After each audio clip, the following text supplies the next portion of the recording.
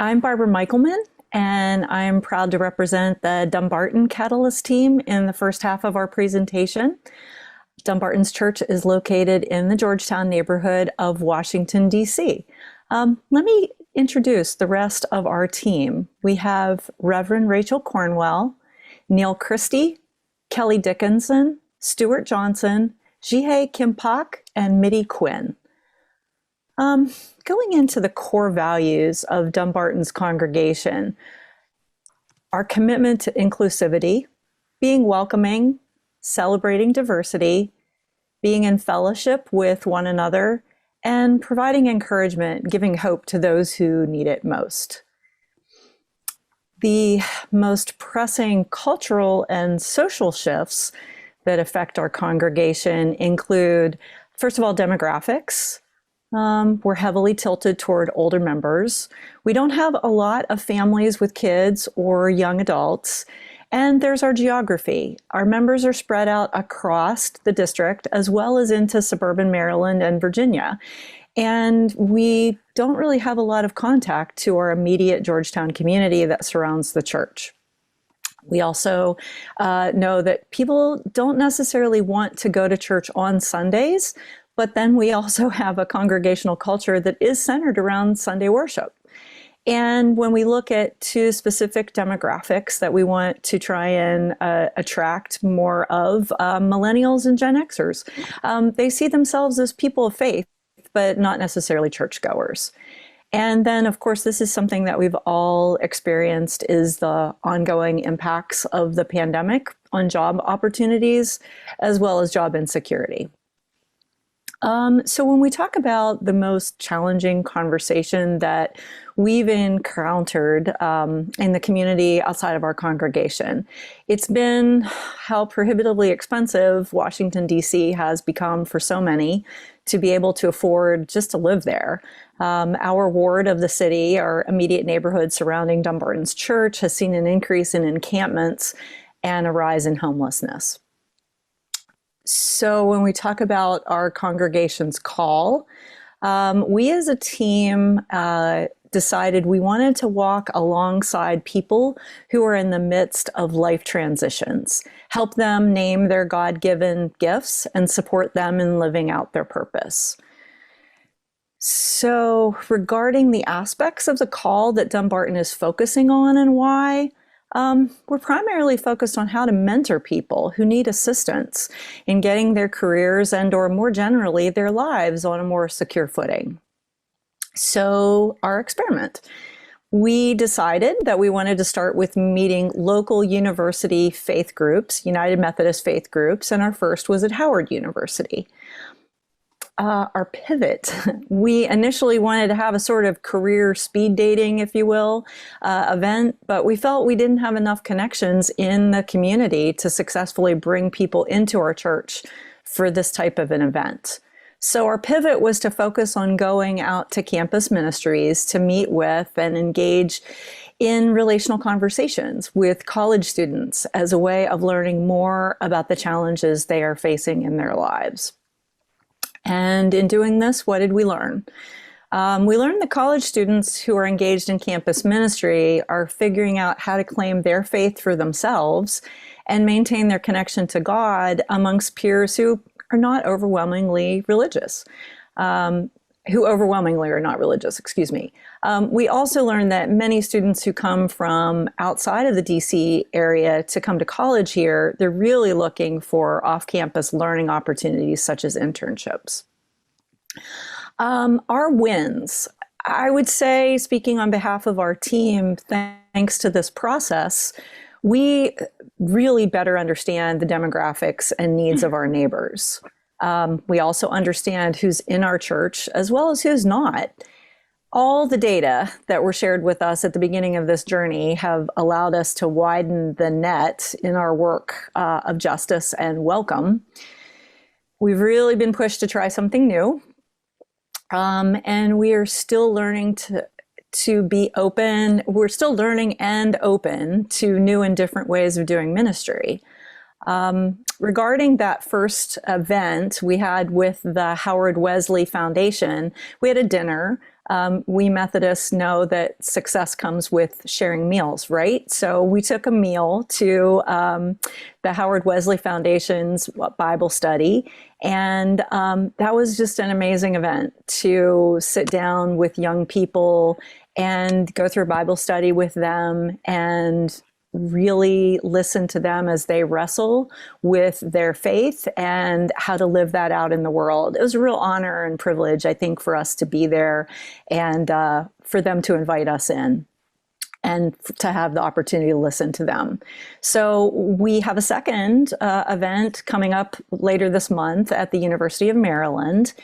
And I think this was a win for us, and it should be a win for all of us. We did all of this work during an incredibly challenging time for everybody. And so I want to transition at this time to my Catalyst teammate, Kelly, to continue the rest of our presentation. Okay. Thank you, Barbara. So, in thinking about what our congregation might stop doing or how we might reprioritize or redesign, we felt we don't know yet what we might necessarily stop doing at this moment, but we've already started some reprioritizing and redesigning of our current ministries. So we've done things like we've been streamlining our leadership structure to hopefully enable people in the congregation to raise up new ideas and find support. We've shifted around how we do clusters or committees and streamlined that.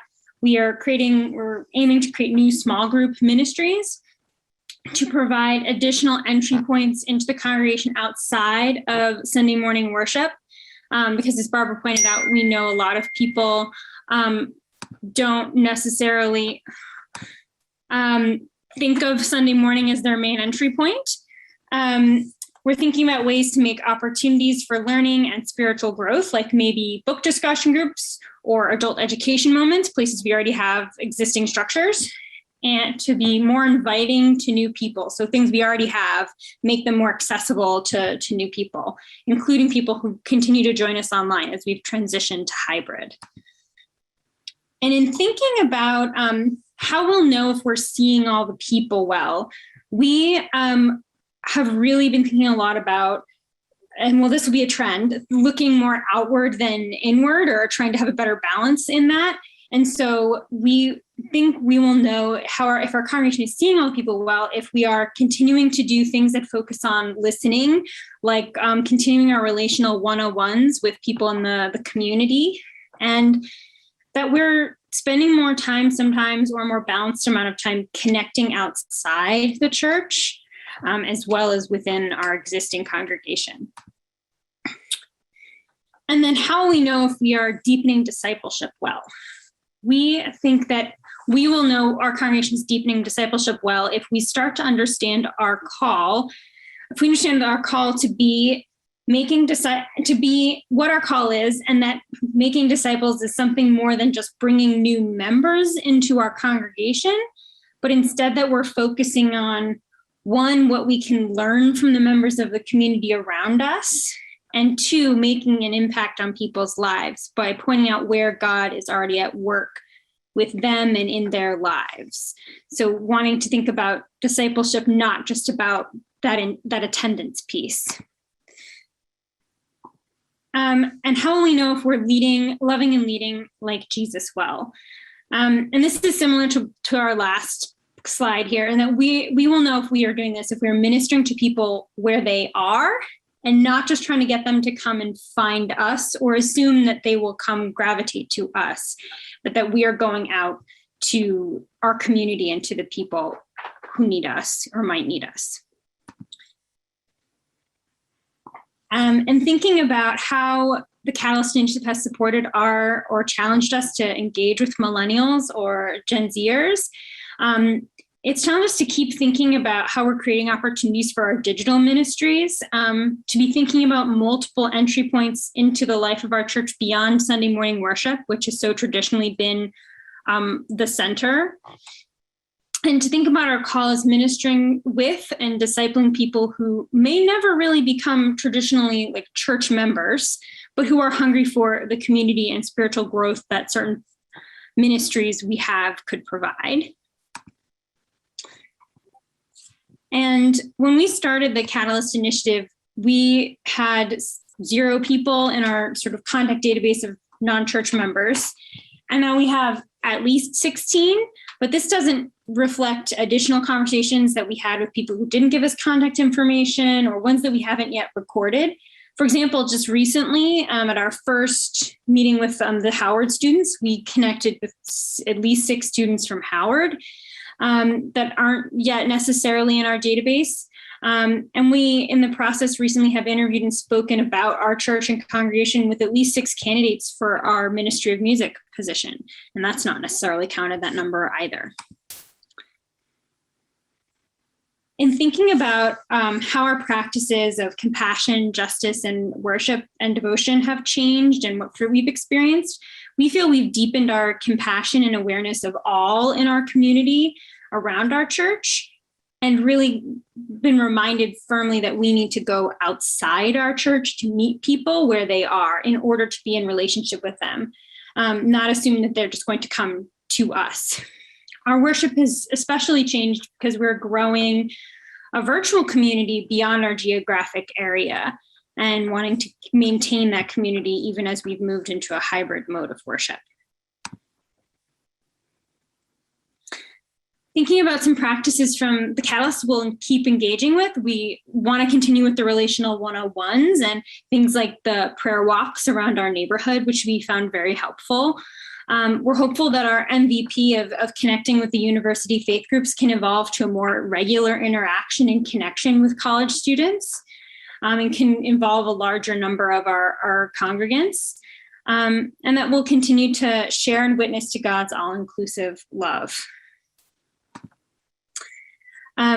If we tried to look forward a year from the Catalyst Initiative, we found this a challenging one to respond to because we really feel we don't know yet exactly what will be changed. But we definitely know that we will be spending the next year evaluating and thinking about all our systems and processes.